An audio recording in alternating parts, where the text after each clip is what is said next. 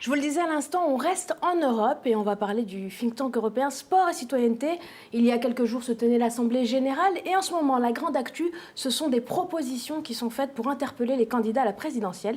Et j'en parle avec mon invité du jour, Sylvain Landa. Bonjour. Bonjour. Merci beaucoup d'être avec nous. Alors, vous êtes le directeur adjoint du think tank européen. Vous êtes également le rédacteur en chef de la revue trimestrielle. On en parlera dans quelques instants. Tout d'abord, cette Assemblée générale, c'est l'occasion de faire le point. Où en est-on des actions que vous menez, des réflexions autour du sport comme un outil sociétal à l'échelle européenne? Alors c'est une assemblée générale intéressante parce que ça marque nos 10 ans d'existence. On a été créé en 2007 à Bruxelles. Donc 10 ans après, c'était l'occasion de faire un petit retour en arrière et de constater que depuis 10 ans, on a fait notre place et maintenant on est un interlocuteur assez pertinent aux yeux des institutions à la fois nationales et européennes. Donc c'est une vraie victoire pour nous. Et l'autre deuxième victoire, c'est d'avoir placé aussi le sport et ses impacts sociétaux au cœur des agendas politiques, que ce soit en France ou au niveau européen. On voit de plus en plus parler de sport de santé, d'insertion par le sport, d'éducation par le sport. C'est des sujets qu'on a traités depuis 10 ans et on est content de les voir aujourd'hui au cœur des politiques. Alors, vous avez 10 ans, vous avez mené le combat en commençant par la France.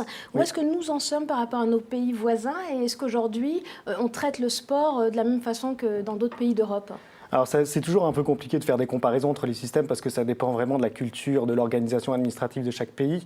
Ce qu'on constate, c'est que la France se situe à peu près dans la moyenne des pays européens en termes de pratique, de taux de pratique. Et c'est vrai que c'est un sujet qui nous tient à cœur, la promotion du sport et de l'activité physique d'un point de vue santé. C'est quelque chose d'assez important. La France se situe à peu près dans la moyenne et par rapport à d'autres pays, par exemple nordiques, où ils sont un peu plus avancés, où le sport fait plus partie intégrante du quotidien des Européens. La Suède, la Norvège, exactement. On est encore peut-être un petit peu en retard là-dessus, mais je trouve que c'est des situations qui évoluent plutôt positivement. Alors, je le disais, la grande actualité, ce sont les propositions que vous avez faites, que vous menez auprès des candidats à la présidentielle. Est-ce que le sport aujourd'hui est suffisamment présent dans la campagne ? Alors non, ou plutôt pas. Enfin, on a un regard un peu biaisé, mais force est de constater que le sport est très absent à la fois des programmes et des discours, d'autant plus dans les discours. Alors il y a des sujets qui sont bien sûr majeurs. On parle des questions d'emploi, des questions d'accès au logement, c'est nécessaire. Bien entendu, et on peut comprendre que le sport soit un petit peu mis de côté par rapport à ces thématiques-là. Néanmoins, c'est un sujet qui intéresse les gens, c'est un sujet qui touche la plupart d'entre eux, et c'est aussi un sujet transversal. Et je pense que c'est un point important.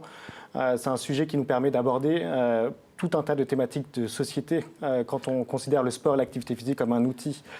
Et pas les comme questions d'inégalité, les questions de cohésion d'émancipation sociale, par le sport. Exactement, de cohésion sociale, de mixité, quand on parle de diversité, de promotion de l'activité physique dans un souci de santé, le sport au travail. Ce sont des thématiques qui émergent dans le débat, alors peut-être toujours un peu spécialisées, mais qui mériteraient d'avoir un vrai discours politique et qu'on attend des candidats là-dessus sur leur vision du sport dans la société.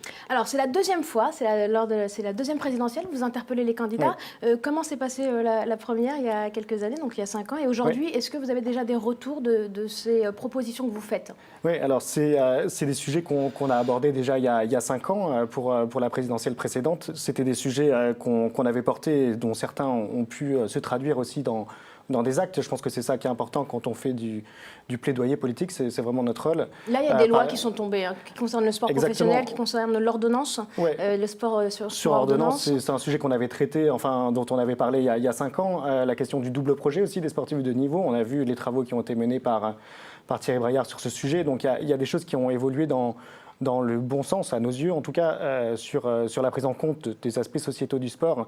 Le sport sur ordonnance, c'en est une question, et la question aussi de la mixité, de la féminisation des pratiques. Les plans de féminisation ont été adoptés, il y a eu une loi sur la parité aussi, sur l'égalité réelle homme-femme. Donc voilà, il y a des avancées qui se mettent en place, et c'est intéressant de suivre leur traduction vraiment dans les faits maintenant. Alors là, on voit le président du think tank Laurent Thiol et le directeur général Julien Japert qui portent ces questions auprès des décideurs. Où est-ce que vous pensez aller, enfin jusqu'où vous pensez aller sur ces thématiques-là? Parce qu'on a tendance à penser que vous êtes dans la réflexion, mais finalement vous êtes aussi dans l'action. Je pense notamment à la réserve citoyenne depuis cette année.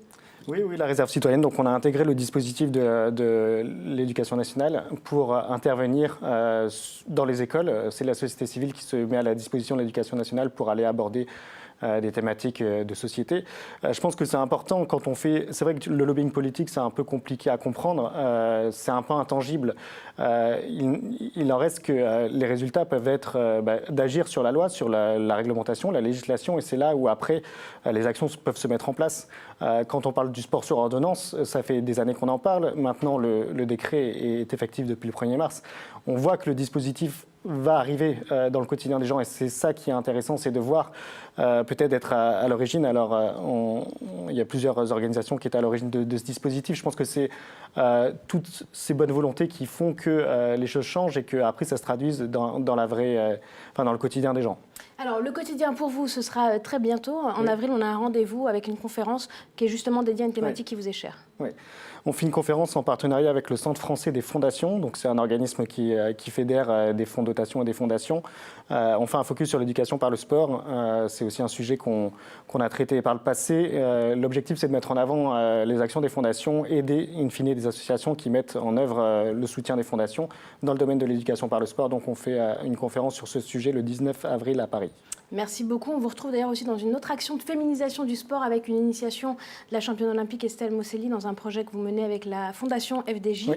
Merci beaucoup Sylvain Landa d'avoir été avec nous. Je rappelle que vous êtes le directeur adjoint de Sport et Citoyenneté.